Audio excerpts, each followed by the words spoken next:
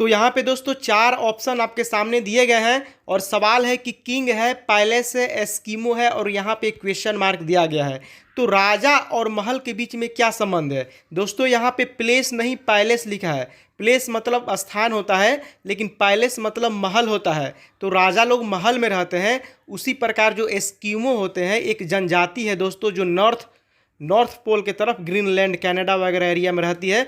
बहुत ही ज़्यादा दोस्तों वहाँ पे ठंडा रहता है। तो ये बर्फ़ का छोटा छोटा घर बनाते हैं, जो बर्फ़ का टुकड़ा होता है ना, उससे ये लोग घर बनाते हैं। तो उसी घर को इग्लू बोला जाता है। तो ये एस्किमो जनजाति का रहने वाला जगह है। ये लोग बहुत ही ठंडा माइनस में टेम्परेचर रहता है, वहाँ पे ये लोग रहते हैं, दुनिया के सबसे बड़े आइलैंड ग्रीनलैंड के पास। तो ये देखिए, ये मेडिसिन है, सिकनेस है, बुक है, क्वेश्चन मार्क यहाँ पे दिया गया है। तो मेडिसिन जो होता है दोस्तों, ये दवा को कहा जाता है। दवा क्या करती है कि आपके बीमारी को ख़त्म करती है, ठीक है। आपका जो सिकनेस होता है ना, उसको ख़त्म करती है। तो बुक क्या ख़त्म करता है? तो बुक दोस्तों नॉलेज को तो ख़त्म करेगा नहीं, शिक्षक को भी ख़त्म नहीं करेगा, लेखक को भी नहीं। तो इग्नोरेंस जो है ना, इसका मतलब होता है अज्ञानता। जो ज्ञान की जिसमें कमी होती है उसको अज्ञानी कहा जाता है, और उसी चीज़ को अज्ञानता कहा जाता है, इग्नोरेंस। तो बुक जो है वो इग्नोरेंस को ख़त्म करता है, जिस तरह से दवा आपको बीमारी को ख़त्म करती है। अब यहाँ पे अगला सवाल है कि 7 है, 56 है, यहाँ पे 9 है, क्वेश्चन मार्क यहाँ पे दिया गया। तो ये सारे के सारे रीजनिंग के जो सवाल हैं दोस्तों,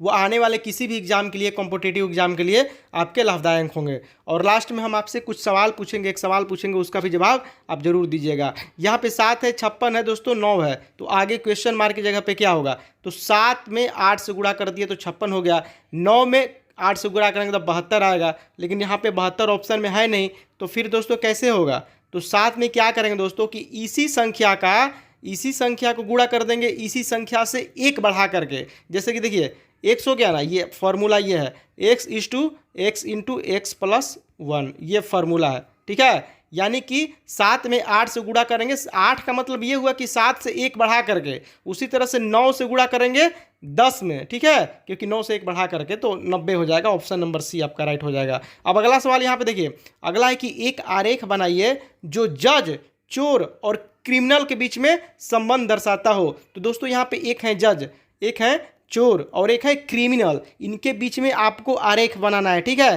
तो कौन सा आरेख सही होगा?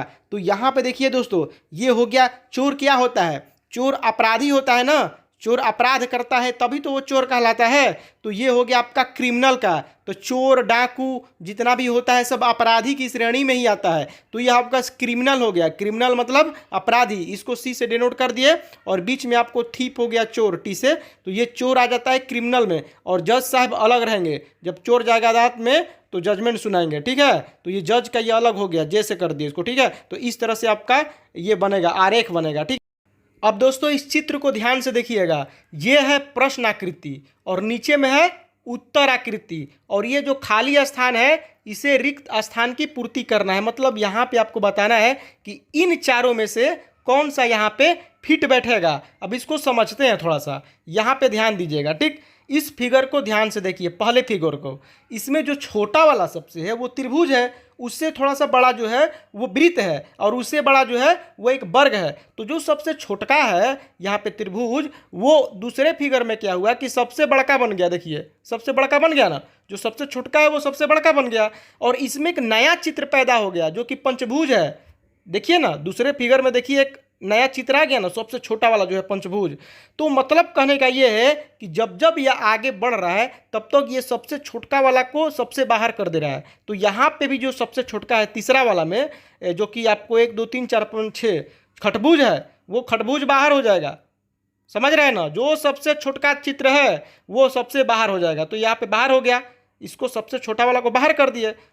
तो बाहर कर दिए और अंदर में एक नया चित्र पैदा होगा, जैसे कि आपको सेकंड टर्म में बना था। तो ये बाहर हो गया ना, तो अंदर में ये होगा एक, या तो ये होगा। तो यहाँ पे जो अंदर में ये वर्ग है ये नहीं होगा, वर्ग तो ऑलरेडी मौजूद है इसमें वर्ग है। और यहाँ पे नया जो चित्र है ये आपको ऑप्शन नंबर सी में, यहाँ पे अष्टभुज है। तो यहाँ पे अष्टभुज आपको रह जाएगा अंदर में, बीच में वृत्त हो जाएगा। तो ये ऐसे बनेगा दोस्तों, समझ गए ना।